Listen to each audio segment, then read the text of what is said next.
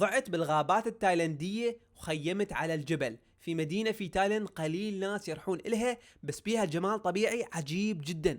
اسمها بيتشابون، موجودة في وسط تايلاند ومحاطة بالجبال من كل الجوانب. بدينا رحلتنا بالدراجة وتوجهنا إلى هذه المحمية الطبيعية. أول ما وصلنا كان لازم نسجل دخول وندفع رسوم، وراح أقول لكم كل التكاليف بنهاية الفيديو. بعدها بدينا نصعد لأعلى الجبل وسط الغابة، والمناظر الطبيعية كانت تخبل والجو كلش يفتح النفس، لحد ما وصلنا لنقطة نشوف منها المدينة بالكامل. ومن هناك وصلنا إلى مدخل الغابة وبدينا نمشي داخلها، نسمع أجمل أصوات الطيور ونشوف أغرب النباتات. كان هدفنا نوصل إلى شلال. بعد تقريبا نص ساعة من المشي وصلنا إلى آخر وأصعب جزء بالطريق.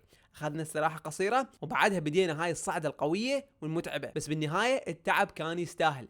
وصلنا لهذا الشلال الجميل والماء ينزل من قمة الجبل. صحيح يبين صغير لأن موسم الأمطار هذه السنة مو كلش قوي، بس الماء كان بارد جدا ويستاهل كل هذا التعب. أكيد كان لازم أسبح بهذا الماء، وأخذنا استراحة وبعدها رجعنا بنفس الطريق وتوجهنا إلى موقع التخييم.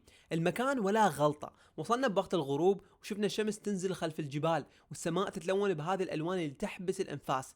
قعدنا نرتاح ونستمتع بهذه المناظر الخرافية.